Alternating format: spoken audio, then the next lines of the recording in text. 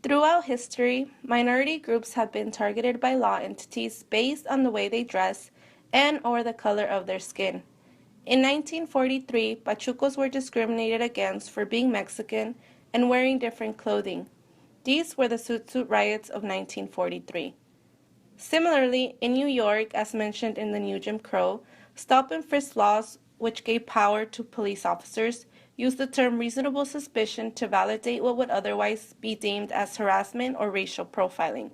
We were curious to see if youth experiences with law entities have changed today. This is what we found.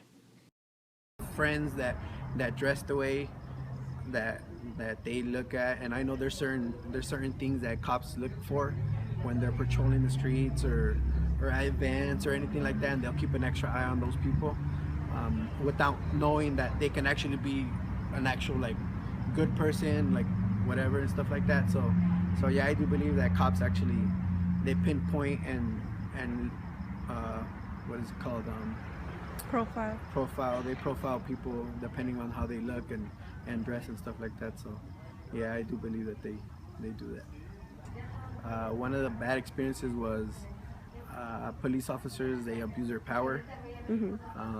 They stopped us at an intersection, and he said because of the way we looked and the way we were dressed, that's the reason why he pulled us over. He didn't have any reason to pull us over. He actually said that? Yeah, and he spoke to us in a different tone. And then after I spoke to him respectfully and stuff like that, that's when he changed his tone with me, and he sat me to the side. But as for my friend, he like handcuffed him and put him in the car, and then I spoke to him, and then like I conversated with him. He asked me questions, I answered him in a formal way and stuff like that. And well, like that's my experience with cops. I don't. To me, they abuse their power. So there's certain ways you can speak to people, and they abuse their power, and they don't respect it. They want respect, but they don't respect the person and stuff like that. So yeah, maybe yes. I feel sometimes yeah I can get away with certain things, but at the same time I don't let that like come across my mind or anything like that. I talk to them the way they speak to me. I'll speak back to them. If they want respect, they'll have to show me respect, because in other words, like I haven't done anything for them to disrespect them in another way where they can like treat me the way I actually do have rights and stuff like that. So yeah, when it comes to race and stuff like that, I do believe that cops actually do abuse their power when it comes to that.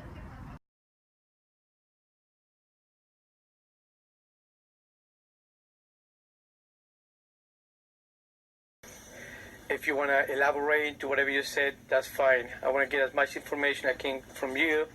So let's start with the first question. How can you describe your experience with any authority? It could be a police officer, court officer, probation officer. Well, my experience with the police, I would have to say that they're kind of assholes. Like they didn't have really any respect for me, or they always wanted me to bow down and things like that. I always had a problem with them because I never would bow down to them. So I'd end up either getting taken to juvie or yeah, just or take my parents were called and I just took them home. So if you said that they call your parents, at least they're trying to do something for you. Yeah, they're trying to help me out. Okay, so now all of them are assholes. Not all of them, but most of the ones that I ran into were.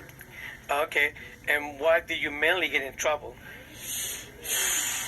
I just have to say friends, alcohol, weed, just trying to fit in, just like the adrenaline rush. Okay, so now that we're talking about weed or trying to fit in, what kind of drugs have you done?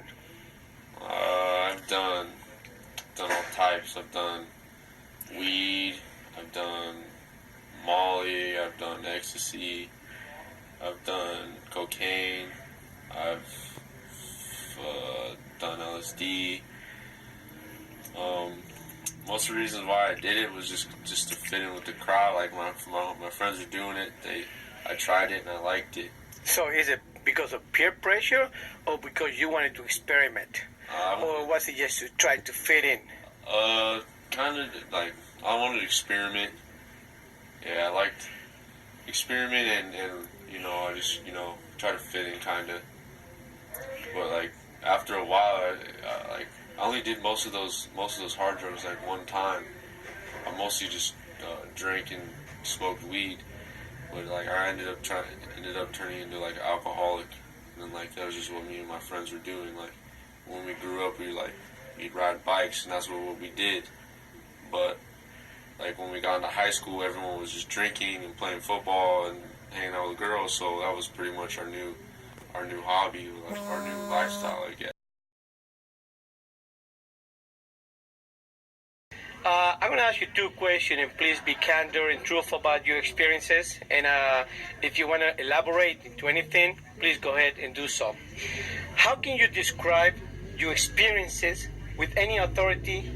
That'll be like a police officer, probation officer, or court officer.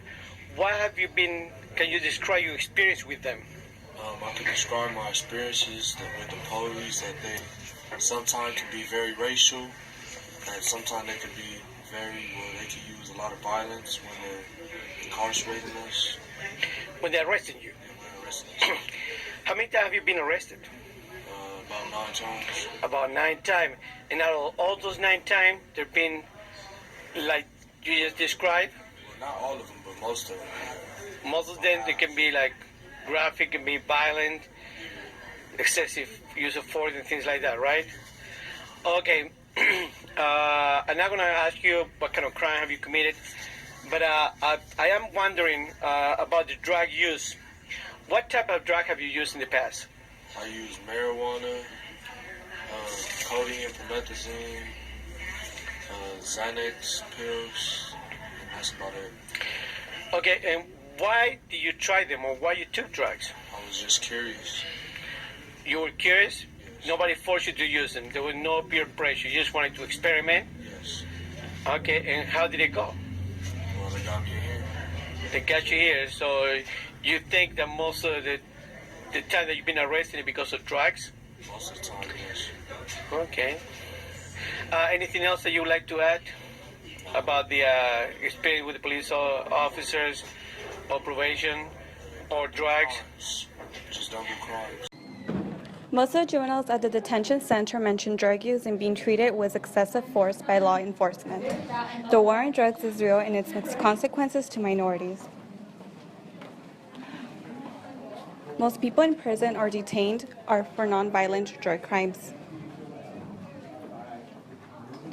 It is important to acknowledge the role racism and the war on drugs has on continuing today's new caste system.